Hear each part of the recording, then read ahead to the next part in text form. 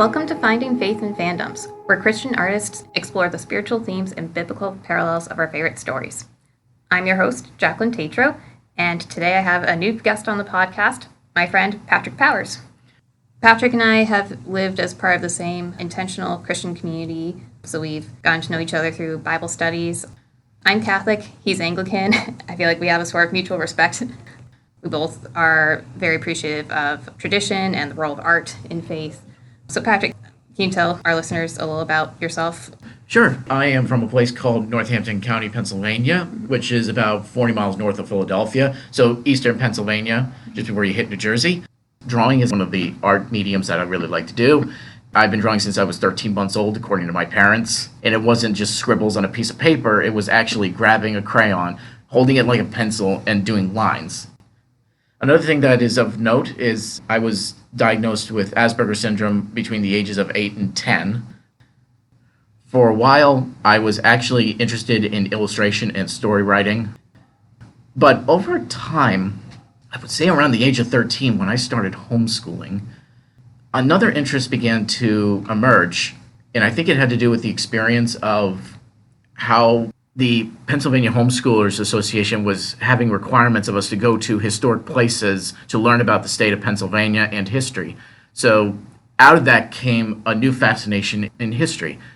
And it sort of seemed like it was beginning to mesh over time with art history as well, especially after taking an AP course in art history. And right after that, I was hooked. Like that was the direction that I was going to go. That's where I was beginning to be most experienced in what I really liked learning about the most. It was in parallel as well, because we were at historic sites, a growing fascination in historic places, historic landmarks and buildings. As a kid growing up in eastern Pennsylvania, you are surrounded by tons of historic landmarks, going back to the early 1700s with the founding of Pennsylvania and Governor William Penn. But also at the same time, a lot of cultural emergences, say, of the German backgrounds.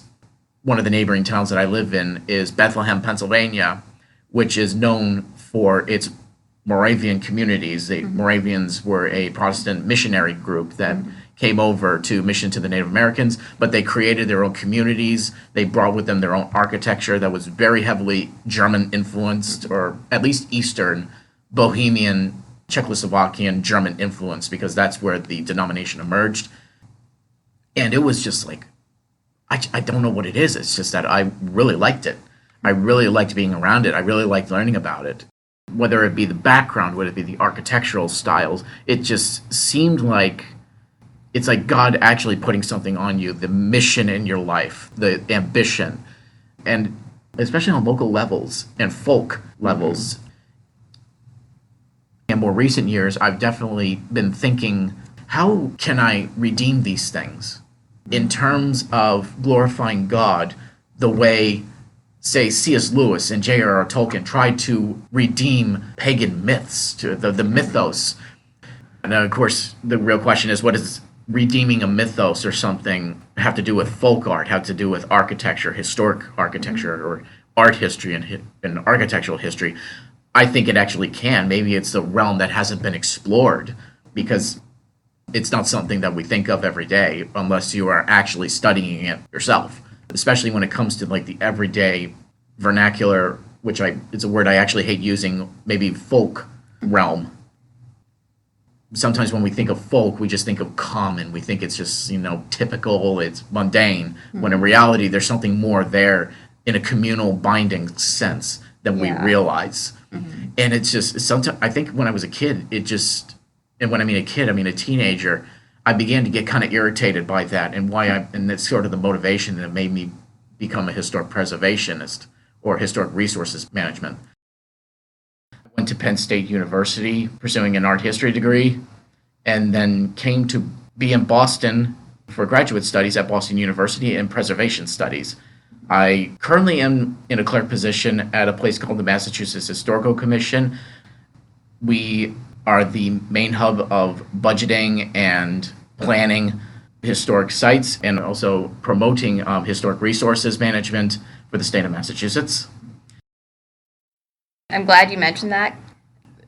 I've really gotten into mythology and fairy tales and folklore as the kind of general word for all these stories that developed in different cultures over time and the way they tie in with different aspects of their culture. And that's why I wanted you to be my guest for this episode's topic. Today we are talking about a show that is influenced heavily by folklore and history and art. We are recording this in October, and we're going to discuss the animated miniseries Over the Garden Wall, created by Patrick McHale. At first, he made a series pilot in 2013 called Tome of the Unknown, Harvest Melody, and you can find that on YouTube. It was shown at multiple film festivals, and then he was able to get the miniseries made on Cartoon Network. So it came out from November 3rd through 7th, 2014. 2 11-minute episodes were released each night. It's become a Halloween favorite, sort of a cult classic in its own right. And this year will be its 10th anniversary, so it seemed like the perfect time to analyze it. Before we get into it, though, I want to give a content warning. The series has a strong theme of death, and as part of our discussion, we will be touching on topics like suicide. So if that is a difficult or triggering topic for you, just be advised that will be addressed today. So Patrick, I think you've been familiar with the series longer than I have. What was your first exposure to it and impression of it? Oh, well, first I just got to say this, that if he ever comes across this, I want to thank a former roommate of mine, Richie Kovac, for introducing me to the show. It was in October of 2018, and he told me that this was a Cartoon Network show, which threw me off a little bit, like thinking this is going to be very childish and everything. But the moment the first episode came on, I was hooked. Like, there was something that just kind of entrances you into it. It pulls you into it. And because I really like learning about folk elements, particularly on American folk elements or British, German folk elements, there were things that I was starting to pick up, like, oh, wait a minute. Are they doing what I think they're doing? Or I know what that is. Or, wow, that looks so much like, those things. And watching also YouTube videos as well, just nitpicking things and stuff like that. Also kind of adding to whatever I could on my own, like my own interpretations and stuff. There are some things about this show that I picked up and tried to formulate myself that did not really have credible sources to it, but I felt like, I think there are things that people are missing that probably would be worth mentioning. I understand that there are no sources, or Patrick McHale never really talked about it, but it's like, well, that's actually the best thing about symbolism, is when you insert things without even knowing it. There's a Eastern Orthodox guy that I listened to on YouTube that I learned that from, Jonathan Pajot. He said the same thing about symbolism and how it just inserts itself just by nature, by reflex, without even knowing it. Because if we do know about it, then it becomes like propaganda or something like that. But again, that was my overall first impression. For a Cartoon Network show, this is in depth. This is really interesting. This is very intense. That's what I would say was my overall impression. Yeah, that's cool. I only saw it for the first time just a year ago. I had reconnected with one of my high school friends. Sophia, if you are listening to this, thank you. I was visiting her and she suggested that we watch this show. And right away, I was like, I don't fully understand what's going on, but I like it. And I could tell there was something more to it. It was sort of like my first experience watching a Hayao Miyazaki Studio Ghibli movie. It drew me in, even though I didn't fully understand everything happening story-wise. I could tell that there was beauty in it, and I wanted to understand it further. After I finished watching the series, I also turned to YouTube and to Tumblr for the analysis that people had written or made video essays about, and realized, that's what this is. There are so many layers to it, with the symbolism, what's going on with the characters psychologically. There's just so much to unpack. It's very thought-provoking, but then it's also entertaining. It's probably a good thing that it cannot fully explain itself, because if it actually fully explained itself, it'd be wicked boring. And I think that's why we keep coming back to it, because it's like you want to know everything that's going on there, but you still don't. luckily, you try to train yourself not to want that, because then all of a sudden you won't watch it anymore, because it's like problem solved. I always had that issue when it came to things that I was interested in, because once I figured everything out, it's like, this doesn't excite me the way it used to. And then you just find yourself drifting away from it. Yeah. It's almost like how everything works in the story doesn't matter as much as the why. And yeah, it's meant to be a bit confusing, a little ambiguous. I think that may be kind of the point. But it's the kind of story you can keep coming back to, and you will get something new out of it every time you watch it. I've rewatched it a couple times now, and I notice new details every time. It's great for, I almost want to say all ages, but it does have some creepy and scary elements to it. So maybe not for youngest children, but maybe like 10 and up. And that does seem to be the demographic that turns out liking it anyway at first. Yeah. And that was always seemed to be the demographic that always watched Cartoon Network, even when I was a kid. It was that 10-year-old and up. Yeah. Some general themes that come across in Over the Garden Wall. It's a coming-of-age story. It also explores these themes of the cycle of life and death, the struggle between hope and despair, illusions versus reality, and arguably the purpose of stories and folklore. It pulls on many old influences, so the story ends up feeling both strange and kind of familiar at the same time. There are a lot of traditional archetypes, but many of them are subverted in some way, which keeps things surprising and interesting. We will be getting into spoilers for the individual episodes. We're going to discuss the episodes chronologically. Yeah. And if you haven't seen it, pause this podcast, watch the show, and then come back to it. Yes. Because it's worth it. Yes. It was influenced by many different strands. You can find more comprehensive lists of the influences online. We are not going to cover all of them. Broadly speaking, you see elements of American history, American literature, some European culture as well, like fairy tales. Patrick McHale drew a lot of inspiration from vintage Halloween postcards from the late 1800s, early 1900s, vintage toys, classic cartoons from the 1930s, different types of music from early American history, ragtime, jazz, folk music. There are many things that you may not be able to put your finger on where you've seen them before or where they came from, but maybe they influenced something that influenced this. I'm someone who's very interested in the way people and generations influence each other when it comes to art and stories. This sort of reassembles all these things from the past, and it creates a tone that is nostalgic, kind of wistful, and that seems to fit with the time that the story is set, which is the season of fall. And that's also a big part of its attraction, I think, that it captures the feeling of fall, autumn so well, like the atmosphere, the setting of the woods, and the way it's beautiful, but also a reminder that things are dying and winter is coming. Yes. And that kind of paradox, beauty in the midst of death and decay. Spoiler alert, the story centers around Halloween, which is a holiday centered around fear and the things that scare us, and on illusion, make-believe. So the story is set in these woods called the Unknown. I'm really trying to hold back on this one. I'm sorry. Because Frozen 2 really kind of ruined it a little bit there. The song. Yes. Well, maybe ruined is not the right word, but I've seen fandoms make connections between the Unknown in Over the Garden Wall and Frozen 2, which is strange, but they both have a understandable. song. They both have a song called Into the Unknown. And both of those stories take place in woods, with the woods being a place of transformation. Yes. So they're both kind of in that tradition. And the setting of the Unknown, capital U, is like a character in itself. And it feels both inviting and kind of unsettling. It's beautiful, but it's eerie. It's dangerous and it's whimsical. It's very reminiscent of a lot of folklore where the woods are treated as sort of a veil from one world to another. Yeah.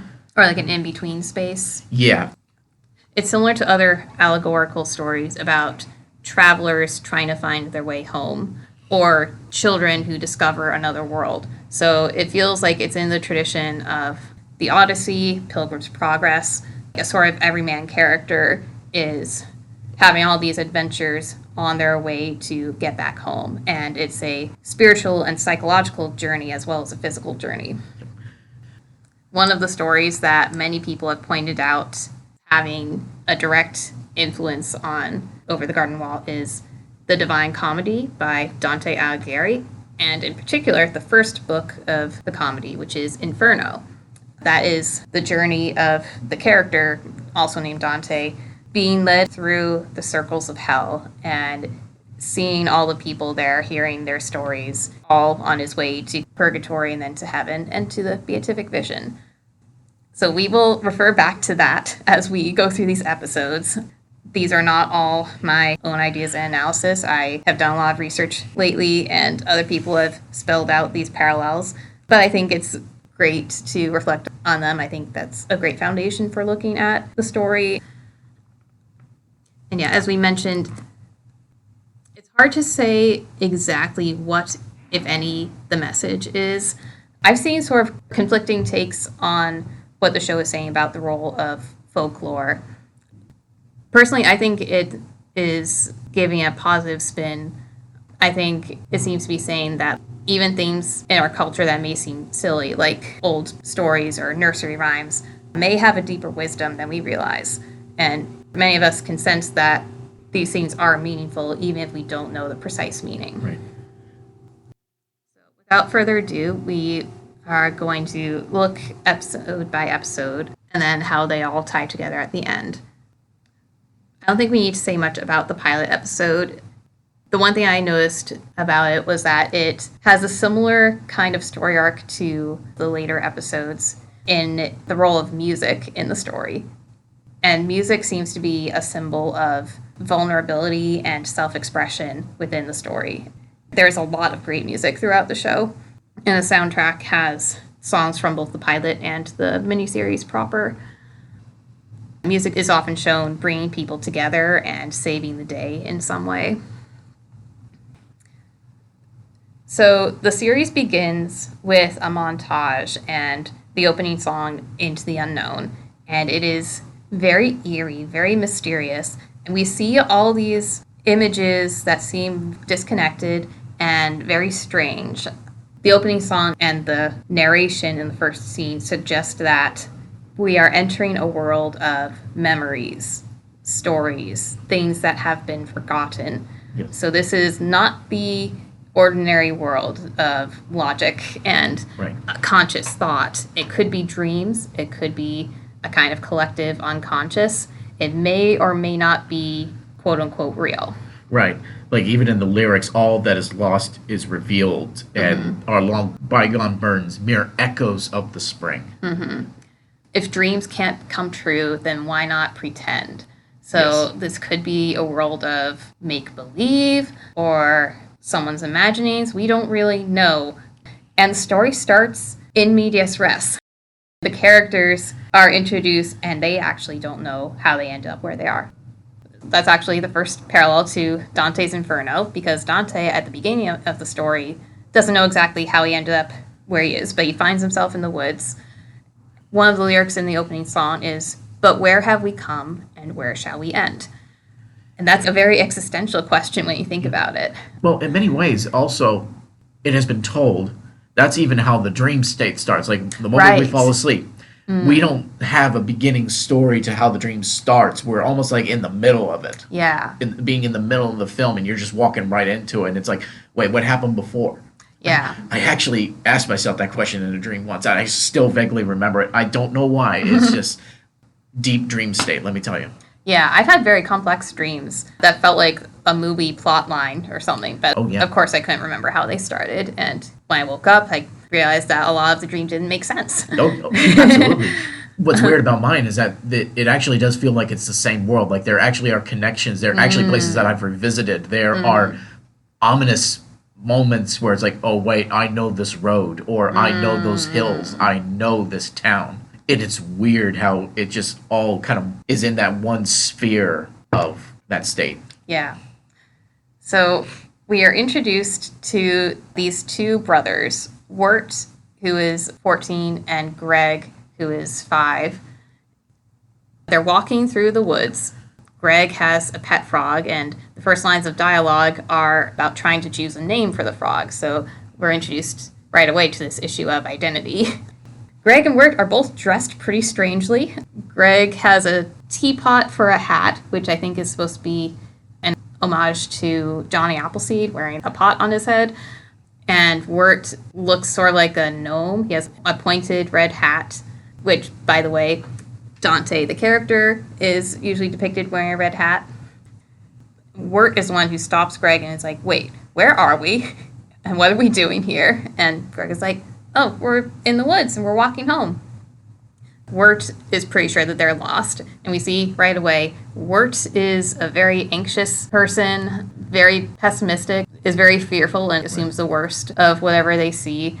Whereas Greg is pretty fearless and has no reservations, no filter. They are very strong foils to each other, and they both have to learn discernment because in this world, the unknown, things are often not what they seem. Appearances and first impressions are often deceiving. Wirt, like Dante, is a poet, and he, from time to time, will start waxing poetry. Yeah, it just definitely leaves you going like, what? What is he talking about? But he's very melancholy, very wistful, and very uncertain about who he is and what he wants. They run into this woodsman in the woods who is voiced by Christopher Lloyd, by the way. Yes. And actually, Elijah Wood is the voice of Wirt.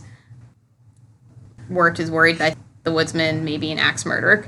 He literally has an axe. But no, he is gruff, but he is kind to them. He lets them take shelter in this mill that he repurposed for his use. He is turning the wood that he chops into a kind of oil for his lantern. He tells them that everyone has a torch to burn. And later, he talks about having a burden to bear. And that language, to me, sounds like the phrase that everyone has a cross to bear. It may tie into the lyric from the song, our long bygone burdens, and the idea that past deeds leave unfinished business, things that we have to carry with us, or things that we make ourselves carry. Maybe some of our burdens may be more illusory than we think. The main adventure in this episode involves a dog that swallowed a turtle. Black turtle. They never explain the turtles fully, but they are hinted to be a source or a cause of darkness or evil. The dog swallows one and becomes possessed and is turned into a monster. I know that Patrick McHale was interviewed about that when it came to the black turtles. And I like the phrase that he put it, and it was called an imperfection in the quilt. It is something that is there, unexplainable, cannot really have a reason to it, but it's something that artists kind of put in their work. I know that I have. It leaves open to the imagination of why it's there, its purpose, even though it's not fully explained. But the mere fact that he calls it an imperfection in the quilt, it's not a perfection. It's something that cannot be fully explained. Yeah. I really like the way he put that. Yeah, so these turtles show up in almost every episode, but sometimes it's really quick, sometimes it's inconsequential. Other times it seems to be a bigger thing.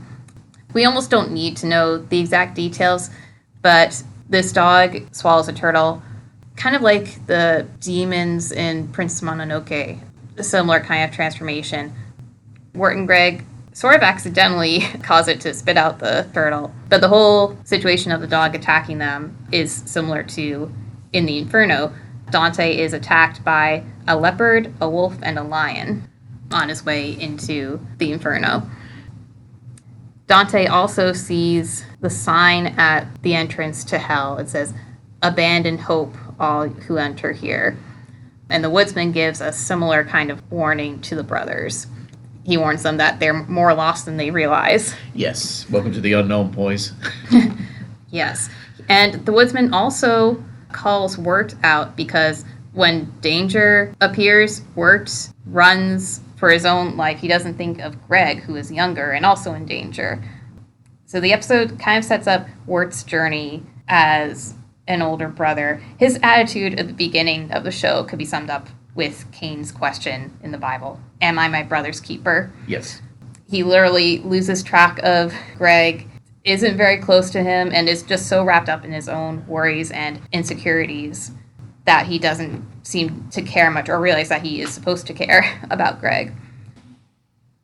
And the woodsman himself is, I would say, the archetypal guide in folklore. You know, if you ever read folk stories, there's always some kind of figure that's like a guide for the people that are wandering through the wood, or they're wandering through that kind of limbo place. And he's always there to guide. He will always come back. He will always appear, or he only appears once and just gives some advice, as he does in, you know, stick to the road and find a town and, you know, stick to it.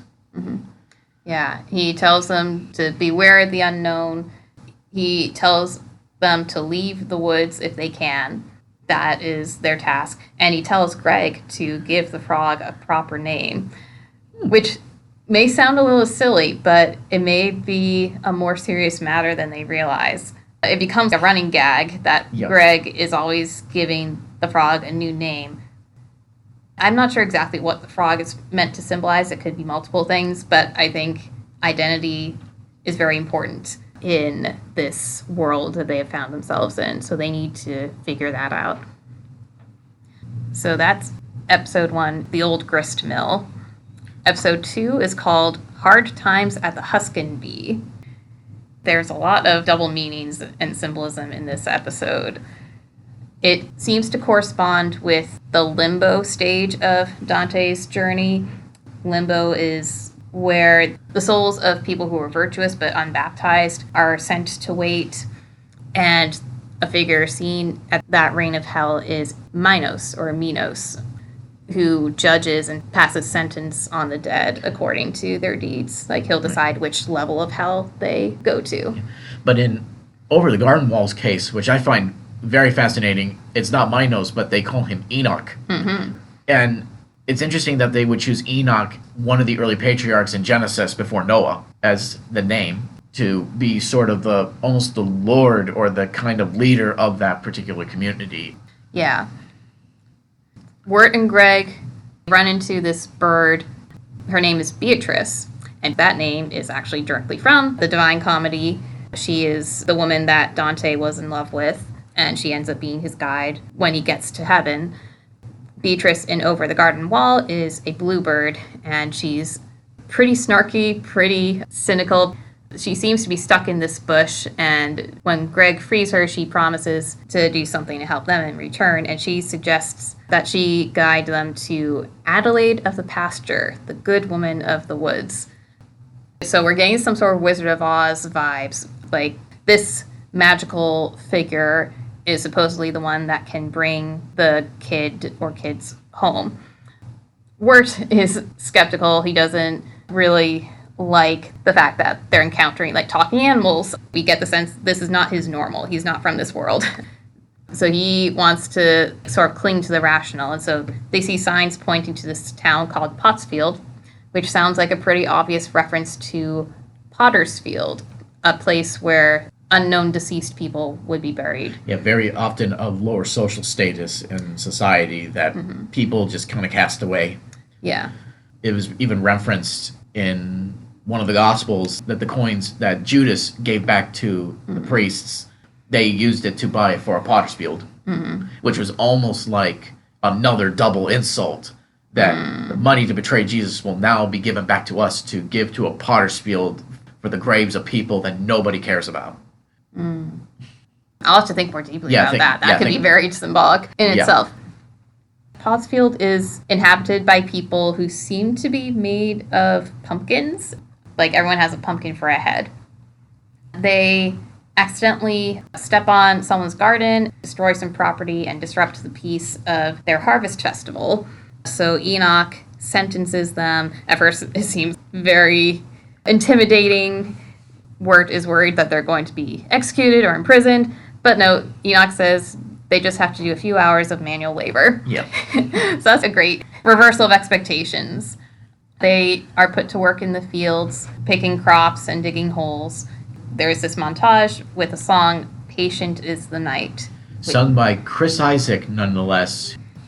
Patient is the Night is a song about waiting. Yes. It's like the souls in limbo wait for salvation. The people of Pottsfield wait for the harvest. Yes. A couple things about this episode. It's actually my favorite episode of the entire show. One is basically the setting itself of a barn dance that they have. There's so much that can be said here. The style of singing from the Pottsfield townsfolk is what they call shape note singing or sacred harp singing. If you listen to the song, the beginning where they go, so, fa, mi, fa, that's how that music was actually done, going all the way back to the early 1700s. It started off as an English tradition in medieval times, or at least it has its roots there, going back to the early Celtic church. And then it sort of emerged in the 17th and 18th century in England and New England. Particularly, it became popular first in western Massachusetts, the western area of New England, in congregational singing and psalm singing, where they were a cappella because instruments, particularly in early New England congregational churches, were largely forbidden. Eventually, over time, that style began to move into the South, where it became the most prevalent, especially among the Baptist churches in the rural areas. They use instruments here, which is very interesting, but, I mean, not surprising at the same time, too. It's like a barn dance. Enoch's costume with the sort of tall straw or tall hay and the pumpkin is actually used as a maypole, which is almost a symbolism of fertility and the promise of spring. So, alluding to the harvest, they are dancing to a promise. And the wearing of the pumpkins is almost like the way you would see, even going back to the Renaissance, in ballroom dances with the masks that they would have, the hiding of the truth, the hiding of the personality. You see that same thing, especially when, as Ward goes into the barn, he encounters one of the townsfolk, and she says, "Aren't you a little early?" And you're like, even Ward is like, well, that's a weird way to phrase that. He's like, well, you don't seem like you're ready to join us just yet. Yeah. There comes a point where, as they're digging, they come across a couple skeletons. And Wirt thinks, oh no, they're making us dig our own graves. So he asks Beatrice to free them from their chains, connecting them to these heavy balls. And Wirt is, meanwhile, trying to talk to the townsfolk and stall to buy them time, but he doesn't realize when he has been freed from his chain. He sees Beatrice and Greg go off and thinks that they're abandoning him. But then the skeletons rise from these now open graves, and the townsfolk celebrate and give them a pumpkin and vegetables to put on. It's like their clothing. Wirt realizes they are all skeletons, and the harvest they have been celebrating is not just a harvest of vegetables. The imagery of harvest is also used in terms of death, and in Christianity, Jesus used the metaphor of harvest for the salvation of souls. Right. The inevitability of mortality. Yes. And the title of the episode, Hard Times at the Huskin Bee. A husk is like an outer shell of a vegetable, but can also be used in terms of the human body and when the soul or spirit leaves the body. Right. And a husking bee is a long tradition that goes back in America for centuries, and may have also been another carryover from the old world in England, where it actually was a communal gathering where you would husk the corn, and it was either consumed by them or it was sent to the grist mill to be grounded into meal. It was grounded into horse feed or to be used in multiple different ways. So now the comments about how the kids weren't ready to join them make sense. Oh yeah, they're too young to die. And at this point, Wirt adamantly does not want to die. Right. Enoch asks them, are you sure you don't want to stay? And they're like, nope, we want to go on our way. And Enoch is like, all right, but you'll join us someday. So it's a memento mori moment. That's a old tradition. It's come back into vogue a little bit in recent years, thanks largely to Sister Teresa Alatea Noble, who created this journal and many social media posts on the theme of memento mori, reflecting on your death. Yep. That kind of reflection is meant to help us live our lives better with the knowledge that, yes, eventually we're going to die, we're going to face the last things, judgment, and that's why we should strive to live our lives well. Another thing about the Memento Mori is that at the beginning of every episode, they have the slide in the opening, and if you really look at how it's laid out, it is a mimic of the New England tomb headstone, particularly with the death's head over, which is very unique to the Boston carvers from like the 17th century. The episode really kind of gives us a lesson that no matter how hard you try, you really cannot ignore that death does come for us all, you know, and trying to ignore that or try to run away from that is a trap within itself, and that it is more assuring in facing it, which actually leads to a sort of personal liberation and acceptance, almost like the way we describe being born again, the idea that, you know, we face what is the truth and accept it and ascend it within our lives. And again, as you mentioned, we then try to live our lives in accordance to what is more virtuous. Yeah. So episode 3 is called Schooltown Follies, and this corresponds to the level of hell where people are punished for lust. I think the best definition here of lust is loving something too much or in the wrong way. And we see this in the character of Ms. Langtree, who is heartbroken because her love, Jimmy Brown, has seemingly abandoned her. So their relationship is broken. She runs a school for animals, trying to teach them how to read and write, and they're dressed sort of like Beatrix Potter characters. We see some examples of people who turn out to not be what they seem. Ms. Langtree's father, Mr. Langtree, comes in looking like this huge person, but it turns out his coat is covering up how thin he actually is, and he is the one who has been funding the school, but now is broke. Wirt and Greg end up staying in the school for a while because there is a wild gorilla on the loose. There's some hijinks with that. And while they're having this meal with the animal kids of really bland potatoes, Greg decides to liven things up a little. At the start of the episode, Greg is inspired by this conversation with Beatrice. She's expressing how the world is a dark and terrible place, and Greg decides that it's up to him to make the world a better place. And he starts doing that here. So when everyone in the school is kind of depressed and their lives are gloomy, he gets Ms. Langtree to play a song on the piano, and he makes up this song, Potatoes and Molasses. And he adds molasses to their potatoes to make it taste better. That whole sequence is an homage to Shirley Temple movie, Curly Top, where she sings the song, Animal Crackers in My Soup. Yeah, I remember that. I knew that song because I grew up watching one of those sing-along videos. It had a bunch of songs from Shirley Temple's different movies, and that was one of them. Both of those scenes involve an outsider coming into this gloomy school environment and cheering them up by adding something to their food. As silly as potatoes and molasses seems, I think it actually is a metaphor for Greg's efforts to make life better for others, to make the world a better place. And I think it's similar to Jesus' teaching to be the salt of the earth in Matthew 5:13. Greg is basically doing the same thing as Jesus, teaching people how to add flavor to their lives. His song makes the animal kids more lively, and they actually take out these musical instruments and start playing along with him. Mr. Langtree shuts that down. He thinks that the animals playing music is a waste and a distraction. The first twist of the episode is that their music actually ends up saving the school. They organize a benefit concert to raise money to keep the school open, which I think is actually pretty true to life. My college had a similar experience where our drama department was almost shut down, but we rallied and wrote letters and convinced them to keep that department open because it would actually be an asset to draw people in. So yeah, please support the arts in schools. Absolutely.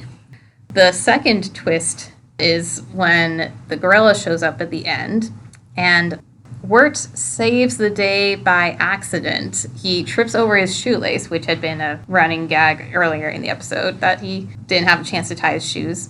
He trips and tackles the gorilla, and the gorilla turns out to be the missing Jimmy Brown. He had been stuck in a gorilla suit after joining the circus to earn money to buy her a wedding ring.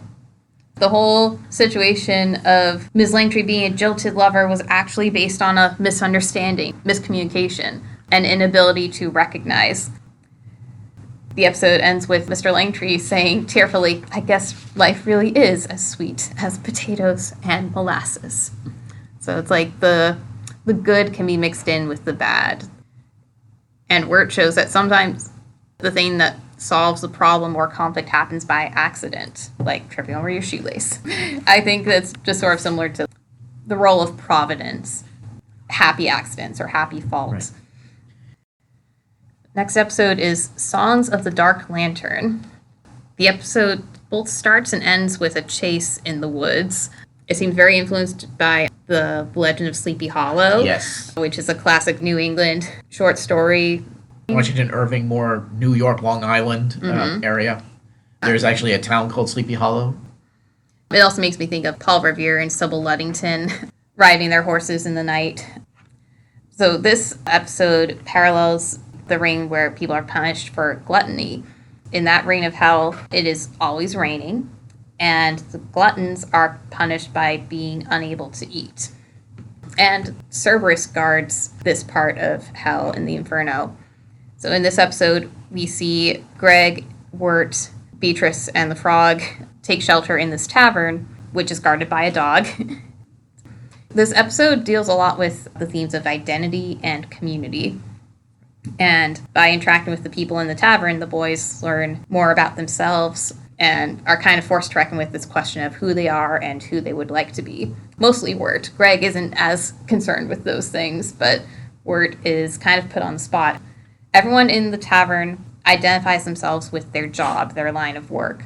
And they almost seem like the kind of figures you would hear about in nursery rhymes. Like there's the baker, the butcher, the toy maker, the master and the apprentice, the tavern keeper, the highwayman. And then they all ask Wirt, well, what are you? Who are you? And he's like, well, I don't like to subscribe to labels. On some level, that is valid. You can't reduce people to their job. But he also lacks a sense of purpose, vocation. The toy maker misconstrues what Wirt says. He wants to just find directions to Adelaide, but he's mistaken then for a young lover. And Wirt's like, wait, very embarrassed by that. He's like, no. But then they land on an identity that does resonate with him, a pilgrim. And not like the Thanksgiving type of pilgrim, but a traveler on a sacred quest. Both of those labels apply to Dante. He wrote love poetry and is also called the Pilgrim in his story. Same thing with Pilgrim's Progress, where Christian is described as a pilgrim making his way to the celestial city. Yes. There is a funny moment where Wirt is being forced to sing in front of everyone about himself. And he introduces himself and Greg and their relationship in such a roundabout way.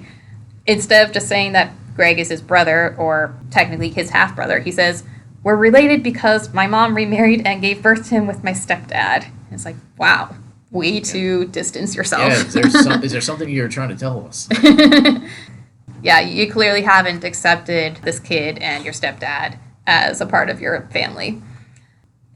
This is the first episode where we see the beast that the woodsman had warned the boys about. And we find out what happens to those who are defeated by him or succumb to him. He waits for people lost in the woods to lose hope. And when that happens, they turn into edelwood trees. And those are the trees that the woodsman cuts down to burn in his lamp. These edelwood trees produce a form of oil Yes. that is burnable in the lamp, in which the woodsman is used to harvest at the mill, just so to burn the lamp. Yeah.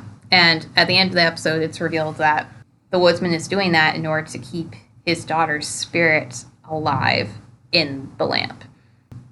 It's unclear, though, if the woodsman fully understands what he's doing. But the beast is shown, he's basically like a parasite, hoping to feed off of lost souls. In this episode, we see Wirt at kind of his most heroic. Beatrice has been in the woods because she wasn't welcome in the tavern, and they think that she's in danger. Wirt steals a horse and goes riding into the woods to her rescue. They find her just knocked out. They have an altercation with the woodsman, end up setting fire to some of the trees. So the woodsman, by now, he lost his mill in the first episode, and now he's lost most of the Edelwood trees, so he's becoming more desperate. The drawing design of the beast is really, really interesting to me. He is almost a humanoid figure with glowing eyes, and there are sort of antler-like twisted branches that come out of his head. Yes. And I always like to point this out, that it's very resemblant of a Celtic deity called Cernunnos. Cernunnos, going back to ancient times when it comes to the Central European Romano-Gallic Celtic culture, and he was known as the deity of the woods. He was a fertility god, and who cared for the animals in the woods and represented the natural cycle of life, death, and rebirth. The beast, in a sense, represents a cycle of life, death, and rebirth, but it is a twisted version of that cycle. And it's interesting that they choose, in this episode, to introduce him. Almost like now that Wirt has found his identity, there is a sense that now the unknown, the beast, can now start feeding off of that, manipulate and deceive. So there are parallels of the beast as Satan, as the great deceiver. Yes, absolutely. I think he's also influenced by different similar folk conceptions of Satan or the devil or creatures of the woods that steal children away or can kill them by just touching them. And yeah, as Wirt and Greg are actually becoming more comfortable in the world of the unknown and starting to gain some confidence, that's when their adversary really rises up and is paying more attention to them. Episode 5 is called Mad Love. This level of hell is where people are punished for greed. We see this in the figure of Quincy Endicott, which is such a New England name.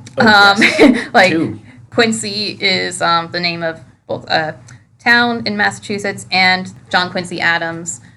And then Endicott, we have Endicott College in Beverly, the Endicott Estate in Dedham. Yes, and it's named after one of the first governors of Massachusetts, John Endicott, who came to New England from the region known as Devon. Okay. And Quincy Endicott is, I think Patrick McHale said he's based on George Washington, but I also saw someone online point out he is kind of like King George III. Not only does he have a British accent, but he also seems to struggle with his sanity. Can I also point out, they chose a perfect actor to play him, John Cleese. Yes. He also gives very strong Mad Hatter vibes, especially in that first scene of the episode where they are at table with him. Wirt and Greg are there along with Beatrice and Fred the horse, who is actually a talking horse, hoping to con or steal from Endicott because they need passage for a ferry to get to Adelaide. The second time I watched this, I was like, wait a second, that is just like drachmas needed to pay Karen the ferryman to take you over the River Styx. And that is exactly right. At that level of the Inferno, typically souls would need a coin to pay for their passage. So in this episode, we see very strongly the relationship between materialism and isolation. Endicott suffers as his wealth and his house grow. He has this tea business that makes him loads of money, but he has no one to share his wealth and luxury with. The size of his mansion actually ends up causing his haunting because he thinks that it's haunted by this beautiful woman that he saw in a portrait. Which is very, very reminiscent of what is known as the Winchester Mansion in California, where a woman was lied by spiritualists that if she did not keep adding to her house, the ghosts and the spirits that killed her husband and son would kill her. So she builds this entire labyrinth of a mansion in the 1870s. Out of that, she builds hallways that lead to nowhere, rooms that have no purpose, doors that don't go anywhere. It's just a mansion funhouse of confusion.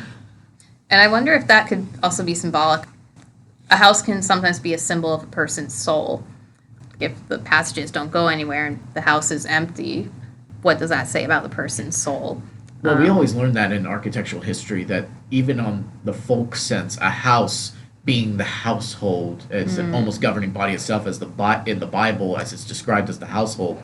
There is a sense that it holds the soul of the people that live in it, that built it, that died in it. And the way the rooms are laid out, there's a language there. There is a style, a personality, and a culture that is embedded into it. Mm-hmm. This is the episode where Wirt and Beatrice begin to open up to each other. They've been traveling together, but are both pretty closed off people, both pretty absorbed in their own problems. But here, they're stuck in a room of the mansion, and they start to come out of their shells. Beatrice reveals that she was originally a human, but she threw a rock at a bluebird, and it cursed her and her family to become bluebirds. And she doesn't want to go back to her family until she finds a way to free them from their curse. So she has this almost like the curse of original sin that has fallen on her and family. But then she's also a little bit like the prodigal son, because she doesn't want to go back because she's so ashamed of what she caused to her family. And Wirt starts to admit things about himself. He's embarrassed, but he admits to her things about his artistic hobbies. He plays clarinet and writes and recites poetry to himself, and he has a crush on this girl, Sarah. Beatrice is like, that's nothing to be ashamed of. Those are just character traits. She encourages him to start accepting himself, not being so insecure about these things. And we all deal with that in our own ways, too. I know I have. Trust me. And then they emerge to another part of the mansion, and that's where Wirt starts to notice some strange things about it. So you want to comment on that? He comes in, and he notices that the architectural style of the interior of the rooms are far different, and he makes a comment on that. And only people who actually study architecture are going to notice this, especially historic architecture, that it's very Rococo style. It's not in line with Quincy Endicott's Georgian sensibilities. And then Beatrice asks, wait, what am I hearing right now? Which everybody does ask. They don't ask it that way per se, but there is a hint, like, what are you talking about when this subject comes out? Okay, so this is where the nerd out comes in. So Georgian and Rococo are completely different. Georgian is more English-oriented. It also lasted longer and earlier, starting from about 1714 to about 1837, during the reign of the Georges, all four of them. Rococo was French, and it was mainly around the 1760s to the 1790s before the French Revolution. Mm-hmm. Georgian was more classically oriented. It took more influence from classicism, but it was also more restrained and very symmetrical, very rational, an idea of the philosophy and the rationality and harmony elements. Rococo was more vibrant, more ornamental. It was more cavalier and whimsical in its expressions. It was very asymmetrical and frivolous. The colors, in contrast to Georgian, more flat, neutral colors, was more pastel and vibrant with gold accents. If you ever look at, say, the ballroom in Beauty and the Beast, very heavy Rococo influence. Same thing, Laurel's scroll work of, say, the doors or the walls. That is very, very Rococo, very French. Mm-hmm. So Wirt discovers that Endicott's mansion is so big, he didn't realize it was attached or connected to another mansion owned by Marguerite Gray, who is a French woman, also a tea seller. Visually, she's based on Marie Antoinette. Endicott thought that his mansion was haunted by this woman that he'd seen in the painting, but actually it was a real person. And they are immediately in love with each other when they finally meet face to face. Endicott thanks Greg for helping him face his fears, because he finally went through the mansion, went into the room where he first saw the ghost, and ended up finally meeting her. Endicott and Marguerite Gray both give Greg a coin, so that seems to solve their problem of fare for the ferry. But then Greg seemingly inexplicably throws the coins into a fountain, and they're swallowed by a fish. which actually reminds me of the story in the Gospel of Matthew where Jesus tells Peter to catch a fish and it will have 2 coins inside to pay their tax. It was about to start their fortune. Yes. But then he just tosses them away, saying, I got no sense at all. Mm-hmm. Yeah, he thinks that Endicott pegged him wrong. And I think his reason for that may actually be explained by something we learn about him later. It may have to do with the fact that they went in there intending to steal from Endicott. They did end up destroying a lot of his valuables in the process. But I think it may have to do with that dishonesty. And I think Greg harbors some feelings of guilt. Next episode is called Lullaby in Frogland. So they are finally on the ferry. They snuck aboard since they couldn't pay the fare. And that is similar to in the Inferno, Dante and his guide Virgil are able to go across the river even though they don't have coins to pay Charon. And that ring of hell is where people are punished for anger. And it's a muddy, swampy wetland where souls actually wallow in the mud. And we see the frogs in Frogland doing that. They're on this riverboat going down the river, but they eventually stop in this swamp and go into the mud, probably to hibernate, because we see the weather is getting colder. The autumn is transitioning to winter. And I think there's some symbolism with the frogs themselves. Frogs are amphibious creatures. They're able to live in both air and water. At this point in the story, Wirt is becoming more outgoing. He's becoming more accepting of Greg and Beatrice. He actually joins in Greg's silly song, The Adelaide Parade. He's optimistic about getting home. There are some hijinks while they're on the ferry because they technically stowed away.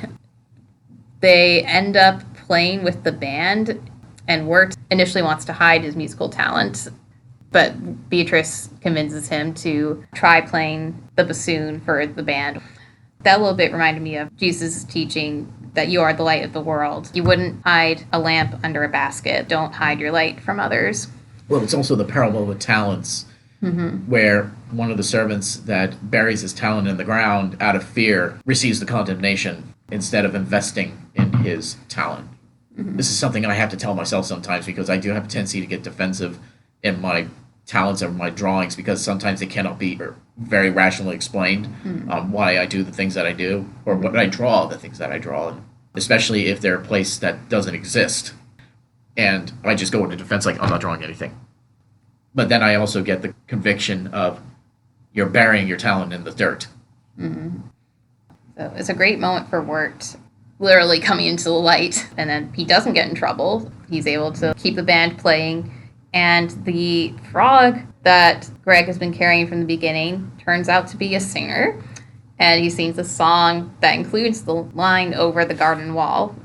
All of the songs in the show are cryptic and symbolic in some way, even if it's not explicit.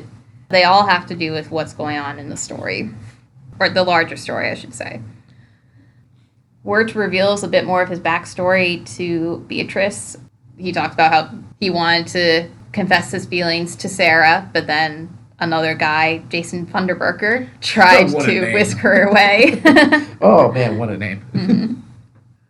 And Beatrice points out that in this world, the unknown, Wirt is kind of a hero. He is more confident and more competent, I guess, whereas back home he sounds like a loser.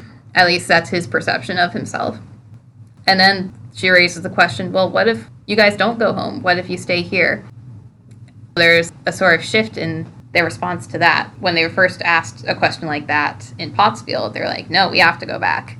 Especially with the understanding that this might be the land of the dead situation. Yeah. So there is something attractive as well as repulsive about it. Yeah. But then Beatrice sneaks off while the boys are sleeping and goes to Adelaide herself. So we finally see her. She seems kind of like the Fates of Greek mythology. She uses scissors and thread and is shown sewing and cutting. The Fates, of course, spin the thread of a person's life, weave it, and then cut it when it was their time to die. We learn that Beatrice has been luring the boys into a trap. Adelaide doesn't intend to help them. She wants a child servant. And they were going to have a deal where Adelaide would give Beatrice the scissors to clip her and her family's wings so they could be human again. But Beatrice tries to go back on the deal, and she even offers herself in the boys' place. But the boys come looking for her and find her talking to Adelaide, and Adelaide traps them with a contraption that's basically like a giant cat's cradle. Beatrice stops Adelaide by opening a window, and the fresh air makes her melt, kind of like the Wicked Witch of the West in The Wizard of Oz. But then Wirt and Greg escape during that whole scuffle, and so Beatrice is left alone. The boys go out on their own, and Wirt is just devastated. I think learning that Beatrice betrayed them makes him kind of discredit everything that she had said and done to encourage him, like saying that he has to face his problems, encouraging him to express his true self, and regarding himself as a hero. He no longer believes what she said, and now they no longer have the hope that Adelaide or someone will help them get home. So now they're left kind of directionless. Yeah, and this episode really is a turning point because Wirt really takes the betrayal from Beatrice very personally. Mm-hmm. You know, he's optimistic up until this point. Then all of a sudden, after this betrayal, he turns. Mm-hmm. There is a turning in his personality. Yeah, I think he reverts to his original self and then goes kind of deeper into his anxiety and depression. Well, it's almost like a defense mechanism. I have maybe done that once or twice before where, you know, all of a sudden something changes, and in order to really secure yourself, to really feel some kind of foundation and strength, you turn to something like that. You turn inward, you double down on it even more because it's like the only thing you feel that you can actually find some balance. So it's very sad. Episode 7 is called The Ringing of the Bell, and I think the title may be a reference to an Edgar Allan Poe poem about the different types of bells used throughout a person's life. This reign of hell is where people are punished for heresy, and this episode deals with magic more than in other episodes, and it culminates in an actual exorcism. The setting is very much like a Puritan kind of house. We call it first period in architectural studies, where it was like the first period of colonial architecture that was brought over when we first landed here from England. Yeah. Wirt and Greg meet this girl, Lorna, who lives with Auntie Whispers. And Auntie Whispers seems very much inspired by the character of Yubaba in Spirited Away. She has a huge head, huge eyes, and keeps this girl as a servant. And she's revealed to be the sister of Adelaide. And is voiced by Tim Curry. Yeah, we see a lot of influence from the Puritan culture, possibly the Salem witch trials. I grew up next to Salem, so that's very much a part of our cultural consciousness, even though the witch trials are so misunderstood and misrepresented in pop culture. Well, the entire episode deals with the concept of repression and inner demons, which is a very big theme, particularly in New England Puritan culture, in their strive for almost a near spiritual perfection and setting the high bar for their new society that they were trying to build up from scratch. For instance, if we're going to do literature folklore, there is a Puritan that was considered the bestseller in New England for a good time from the 17th and 18th century named Michael Wigglesworth. Came over here from Yorkshire. He lived in Charlestown for a while, went to Harvard, and became the pastor at the First Church of Malden. But he wrote poems. The most famous one of his at the time was The Day of Doom. It was almost like alluding to the personal struggles that he was dealing with on the physical, particularly the fallenness of the body.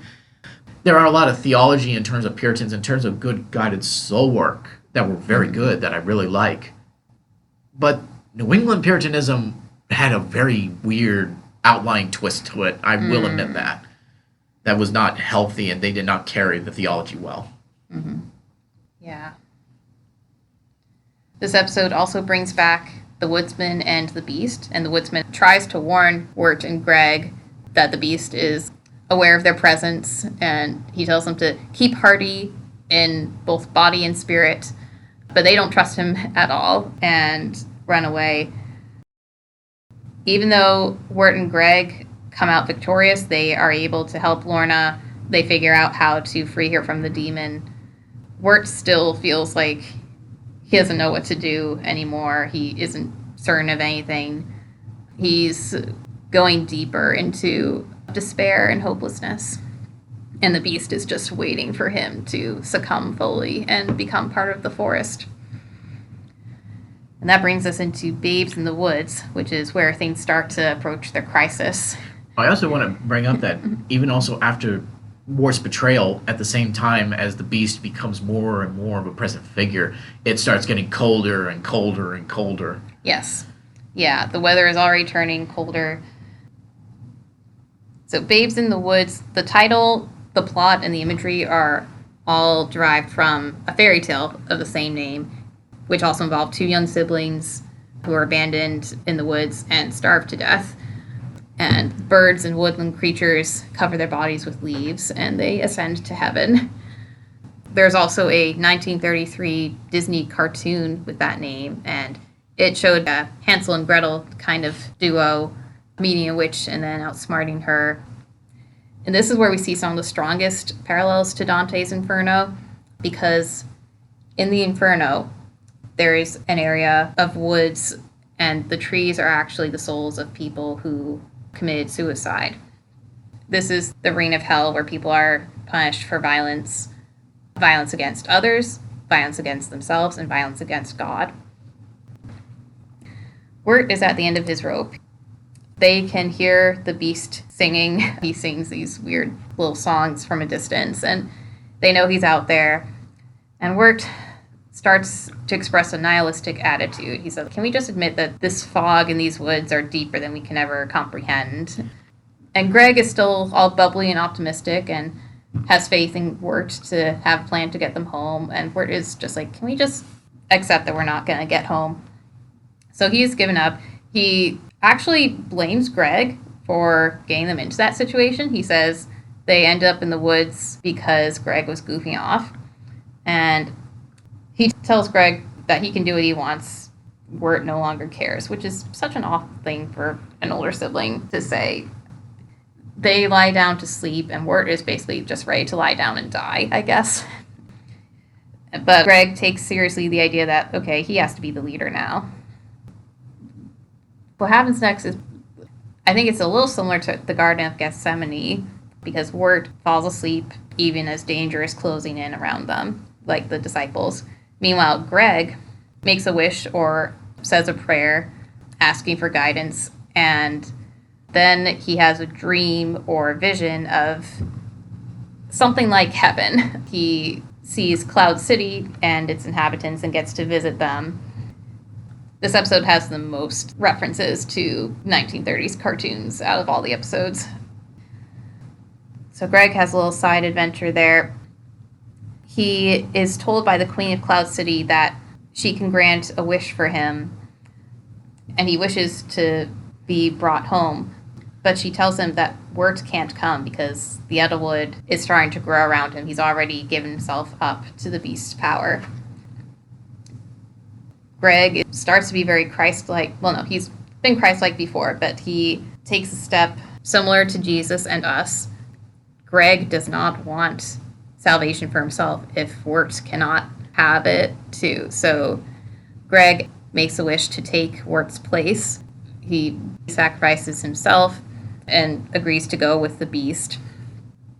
He realizes that he hasn't appreciated the gravity of their situation up to that point, but he doesn't seem to realize that the beast is still not trustworthy. Well, I mean, the entire scene is Greg is still, at this point, still clinging on to some ounce of a childlike innocence that you see from back in episode 3 with the Schoolhouse Follies.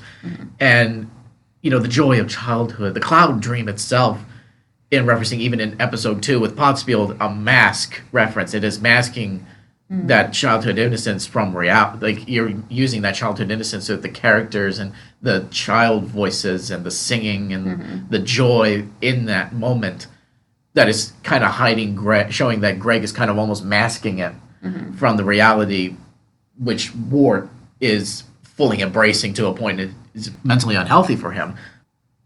But we see Greg's willingness to take on the burden of sacrificing himself to Ward, but he's not realizing the consequences of what he is doing. Mm-hmm.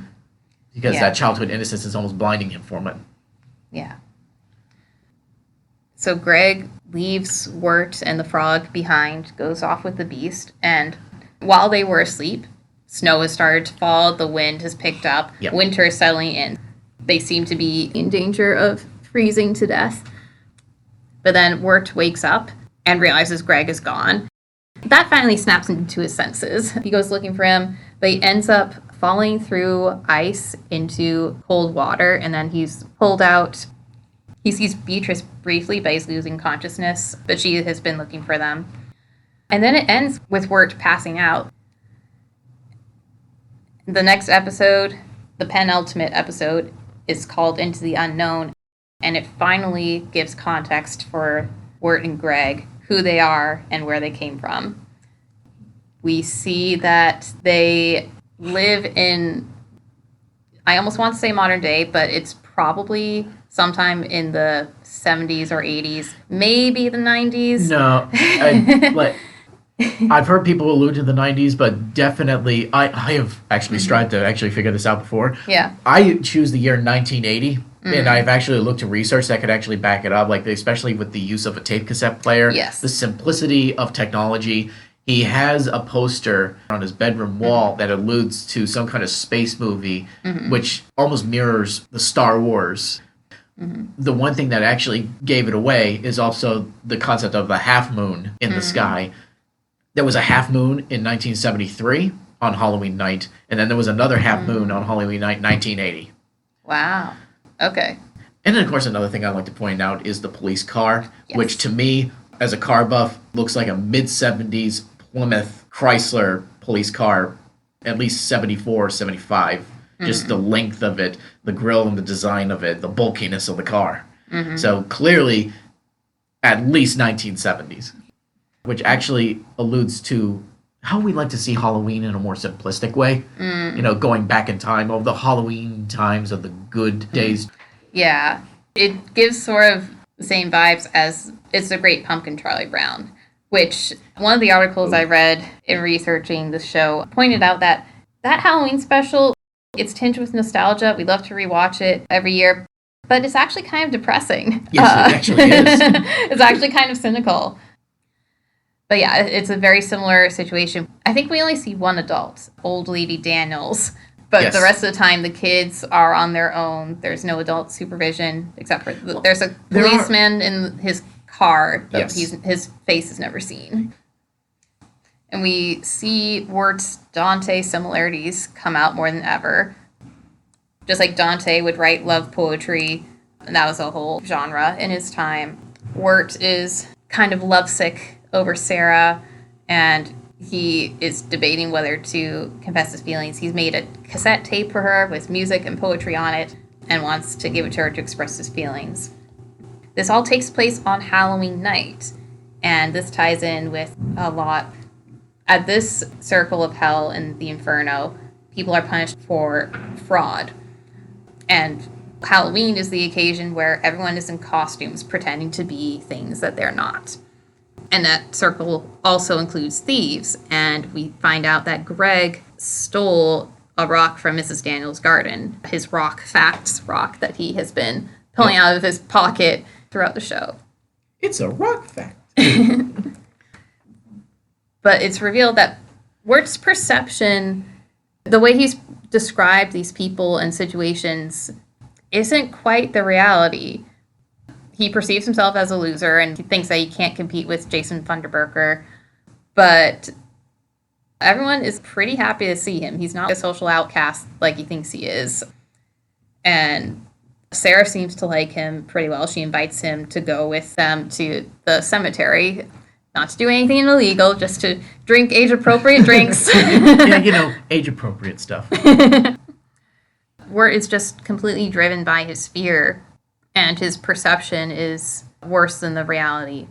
And when things go wrong, he blames Greg, rather than taking responsibility for his own actions. When they're in the cemetery, we actually see tombstones, and one of them has the name Quincy Endicott. Yes.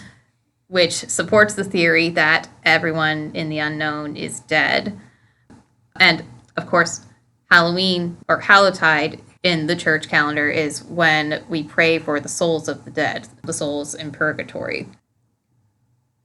I don't know if I should get into the theology of that. I mean, there is a difference there, too. As a high church Protestant in Anglicanism, it is definitely a lot different. Like, we don't, depending on which branch of Anglicanism you go to, more Anglo-Catholic will do that. Mm-hmm. I would say the more lower Anglican church, which I would associate myself more with, we do acknowledge All Souls Day. We do acknowledge All Hallows Eve, but it's more of a prayer for loved ones, for those who are here, and the prayers for the souls, and almost like a pre-Lenten observance that death is inevitable. Mm-hmm. Yeah, that makes sense. I'll just say from the Catholic perspective, purgatory is not a place so much as a process. It's not part of hell. It's for the souls of people who are going to heaven. It's just the final purification before entering the holiness of God. Because nothing unholy can be in heaven in God's presence. Okay. Looking at Dante's Inferno, the punishment for fraud is being thrown into pits of darkness, which represent fear of the unknown. And we see this happen to Wirt, both literally and figuratively. He and Greg go over the garden wall in the cemetery because they think that this cop is chasing them. He's actually trying to get them to come down, but they run away because they think they're in more trouble than they really are. They are almost hit by a train, and the title sequence of each episode, you can hear a train whistle at the end of the music. And trains have been used as a symbol of the journey to death or the journey to heaven, like in old folk music, in Hadestown more recently. Oh, yeah. There's actually a reveal of a mistake that is actually made here, or an inconsistency in the show. At the end of the title sequence, when you hear the train whistle, it's a steam locomotive whistle. When they encounter the train coming towards them, it's a diesel horn. Just a little, as a train buff guy, I could pick that out. But yeah, you're right. The concept of the train is all over folk music. And you hear a similar song playing as they stumble down this hill, jumping out of the way of the train. And the song Old Black Train is about how you don't need a ticket. It'll take you when it's time. Scrapping down the iron, which is very typical of a lot of railroad folk songs that came out in the 1920s and 30s. And even going into the 1950s, where you had Little Junior Parker's Blue Frames of Sun Records in Memphis, along with one of the early Elvis records, Mystery Train, where there actually is a line, that long black train carried my baby along. But there are also older songs. My favorite, Harry McClintock's 1928 hit, Big Rock Candy Mountains. They're just allegories of railroads. I just love that song. Yeah. I think there's some older ones, too, from the mid-1800s, maybe. Railroad Bill, yes. This Train is Bound for Glory. I sang that once in the choir. I think Johnny Cash in the 60s or around that time had a couple songs that talked about trains. The metaphor, trains bring you to the promised land, to heaven. But Greg and Wirt, they jump out of the way of the train, but then they fall into a river and they black out. So that is the point where they left off in their world. Then they ended up in the unknown. And so the unknown is basically this liminal space. The mechanics aren't fully explained. Like, is it a dream? Is it a hallucination as they're drowning? But it would explain why the setting of the unknown is getting colder, because they are actually freezing and drowning. And it's like Wirt being faced with a decision. Is he going to try to survive? Is he going to try to save Greg? Or is he just going to let go and let himself drown? He doesn't have a lot of will to live because he is so anxious and embarrassed. Death can actually seem better than facing all the unknown. I think Wirt experiences the temptation to sort of like a passive form of suicide. But it's not just him. He has to think about Greg.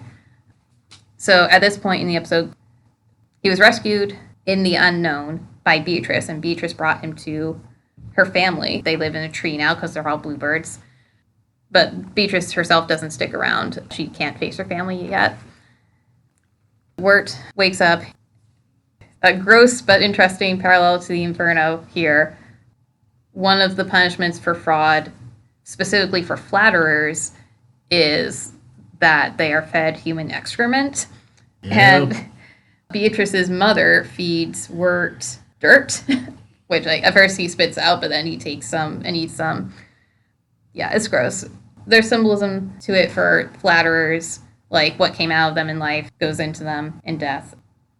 But this is the turning point for Wirt because I think maybe while he was unconscious in the unknown, he remembered, not that he had forgotten, but he was reminded of everything he did and said to Greg when they were back home, and realizes that he was failing him as a brother even then.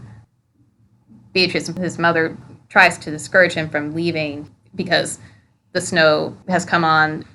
He may be in danger of freezing if he goes out to find Greg. She says, "You're no good to your brother dead," and Wirt says, "I was never any good to him alive either." It's almost like taking a personal responsibility of, how he actually treated him. Yeah, he was pretty awful. He didn't care about Greg's needs, whereas Greg was willing to put aside his priorities to help Wirt at the drop of a hat and was always trying to help. This episode makes it a little clearer, or at least it suggests more about what the unknown is and what its purpose is. And it may function like a kind of purgatory. It seems to be a place for people who are either dead or close to death to work out their problems. It's similar to other stories where children are pulled into another world that is more fantastical than the one they come from, and they are able to grow, experience transformation, and be strengthened, and then come back to their world change because of that experience. It's very similar, and these are very big differences, but there is somewhat of a similar trait to Irish folklore in the terms of what they call changelings, where children are lured into caves, and children come back out and return to their families, but there's something different about them to the point that the parents think, these are not my children. And the problems that people work out in the unknown usually involve the healing or restoration of a relationship. Harkening back to my salvation story theory. And the beast wants to prevent people from finishing their tasks, from healing whatever it is they need to heal. He does not want them to achieve peace in life or death. Hence why he is very similar to Satan, where he is the deceiver, he is the manipulator, he is the accuser. Exactly. Because that is his main purpose, is to keep them from being successful in redemption. Yeah. That brings us to episode 10, The Unknown. This is the series finale. And when Dante comes to the final circle of hell, that is where Satan lives. And it is actually a frozen wasteland. It's not like the fire that we think of, like hellfire. It's frozen because there is no love. And wind pushes back people who try to confront Satan. And we see that in this episode. Winter has set in fully. We see the beast finally, the characters see him face to face, and the wind is pushing back Wirt as he trudges through with the frog, and Beatrice as she is flying around. The beast has been giving Greg impossible tasks to complete, which is a fairy tale trope. You see that in the myth of Psyche and Cupid, the story of Cinderella. But Greg is clever enough to find ways to solve the riddles and complete the tasks, except for the last one, which involves catching the sun. He has to just wait for the sun to set, which is putting him in danger of freezing to death or of becoming an Edelwood tree. So even though Greg himself hasn't lost hope, he is in grave danger. Wirt and Beatrice find each other. He basically forgives her at this point. She caught a glimpse of Greg with the beast, and so they go together to find him.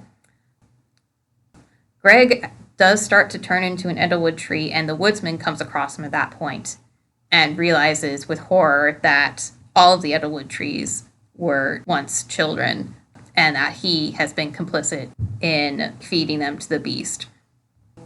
To his credit, the woodsman recognizes that his daughter would not want that. She wouldn't want him to do that in order to preserve her. He tries to free Greg, but then the beast goes after his lantern, and so then they start fighting. The lantern is left behind in this clearing. Wirt and Beatrice find it, and then they find Greg. One person online pointed out that Greg seems to be dying attached to a tree, not unlike the cross.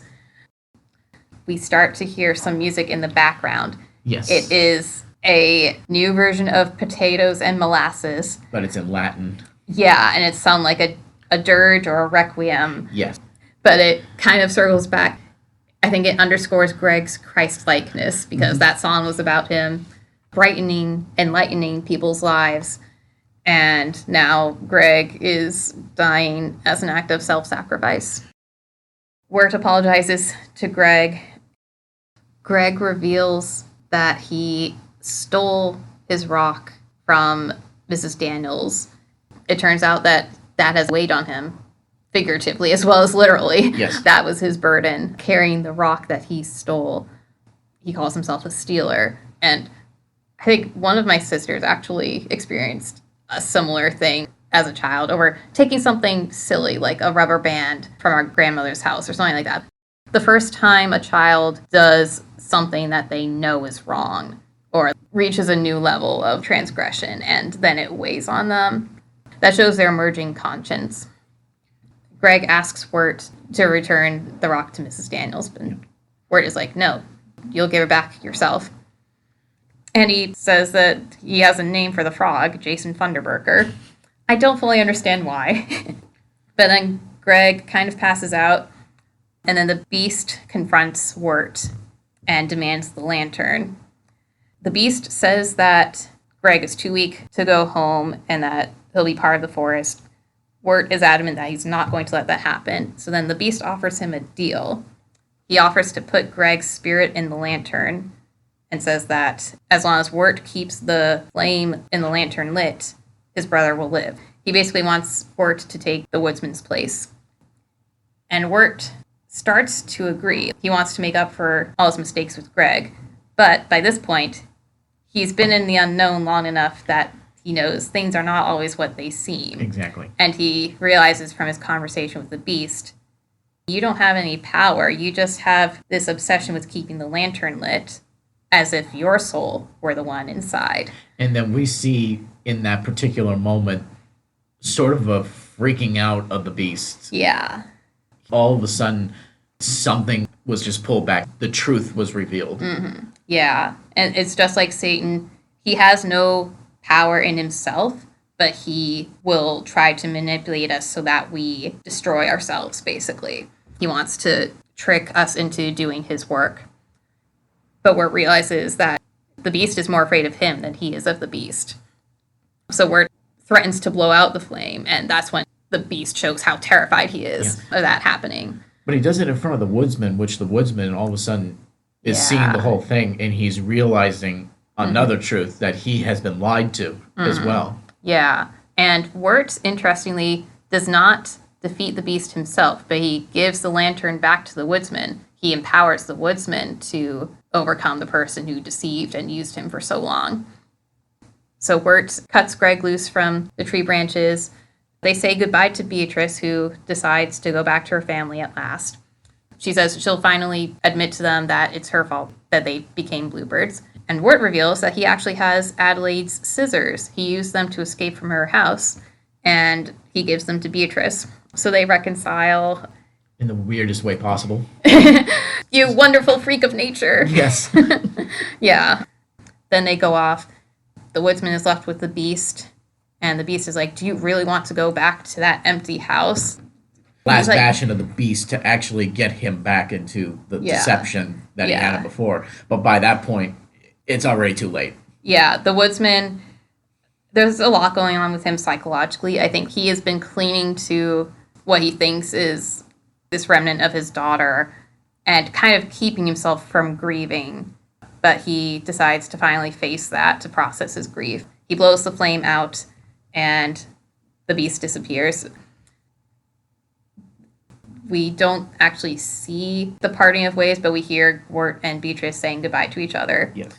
And then Wirt wakes up in his own world in the river. He regains consciousness, sees Greg also drowning, rescues him, gets to shore, and then their friends find them, and an ambulance takes him to the hospital. There's a scene, sort of like the end of Wizard of Oz, where Wirt wakes up in the hospital, and Sarah is there by his bedside, and then their friends are nearby with Greg. What's interesting, and suggests that the unknown was not just a dream or a hallucination, when they had the adventure with Lorna, the frog swallowed the bell that controlled the spirit, and the bell would glow whenever it was used. And the frog still glows. His stomach still glows. He seems to still have the bell inside him, so that suggests that the whole adventure was real, and they brought something back with them from the unknown. Well, and also that the frog is the link to the mysterious and magical experience that they had in the unknown as well. Like Right. the concept that the frog changed names in trying to give him a proper name was almost a sense of resolution or closure. It was a Yes. form of it. Why they chose Jason Funderburger at the end, yeah, it still remains a mystery. But Yeah. But they come back with hope and a will to live. And Wirt finally has the courage to invite Sarah over and let her hear his tapes. He finally accepts himself and opens himself up to relationship, even though that requires vulnerability. The series ends with a similar montage to the beginning, but now we see the characters who have reached resolutions to each of their storylines. It is revealed that the woodsman's daughter is actually alive, and she Yes. was home all along while he was out in the woods trying to chase after her. So he finally gets her back only after he was willing to let her go. Yep. And we see Beatrice now human again, and with her family, they've moved back into their home in the grist mill. So the show began with those vignettes, and we saw Hand taking the rock from the garden. And the very last shot of the show is Greg putting the rock back. So that is his resolution. Everything that was stolen is restored. Their burdens are set down. yes. And the frog that sang the opening song is revealed to be Jason Funderburker, and he finally finishes the song. It had been left unfinished at the beginning, but now he says, Dancing in a swirl of golden memories, the loveliest lies of all. yeah. We could argue about how to interpret that line, whether the loveliest lies means fairy tales, folk tales, or nostalgia for the past. I think it's ambiguous. I personally see that line, the loveliest lies of all, is almost a treating of escapism in terms of an allure of fantasy. Like, again, it goes back to Greg's innocence and childlike innocence that you see is portrayed, that is almost a masking from reality. Like, there is a wanting to getting away from it. Like, even in a sense, that's what Over the Garden Wall is in the show, is the, or at least the constant theme, is avoiding reality, in a sense. Like, even when Wirt is down on himself and incompetent, he's almost twisting reality to almost fit what he thinks he's perceiving. Greg, at the same time, being how old he is has not met the strains of life, the burdens of life, and you know, the idea of avoiding burdens. You know, our long bygone burdens, mere echoes of the spring. Spring being of life, being reality, being of truth. Yeah. So at least that's the way I perceive it. I mean, I've heard it back and forth, nostalgia being one of them, which in many ways is a lie unto itself, because we are perceiving something, a period of time, almost like we have to fit into a lie. We do the same thing nowadays when we think, oh, the 90s or the 80s, and perceive it in a romanticized sense. Yeah. But when you really look at what was going on, you know, there were times where those decades were terrible. There were times where there was tough hardships. Yeah. It wasn't all glitter and gold. However you look at it, Over the Garden Wall emerges as just a really beautiful and masterful story. And it ends with the importance of hope and love and community. It is really perfect Halloween viewing, both for taking place on Halloween and then also exploring all these themes of fear and death and the unknown and illusions, but then coming back to reality. Personally, I think it suggests that we still have something to learn from fantasy and folklore, that they can and do help us to grow, especially for teenagers, that coming of age period. I still recommend it to anybody I come across, especially at this time of year. I would say it's not just even Halloween, it's also for the fall as a whole. It still gets me every time when I watch it. As we said before, there's always something new you can learn from it. There's always something you could pick up. I'm so glad that we were able to cover this right before the 10th anniversary. Patrick, thank you so much for joining me in this conversation. Oh, it was my pleasure. It really was. This was such a great conversation. I really enjoyed it. Thanks. Listeners, if you enjoyed listening to this, check out our website, findingfaithinfandoms.org, for similar content. We have other podcast episodes, articles, and blog entries exploring all different stories. If you want to support this project, check out our Patreon. Follow us on social media, like, comment, share, subscribe. We appreciate your support. Thanks, and God bless.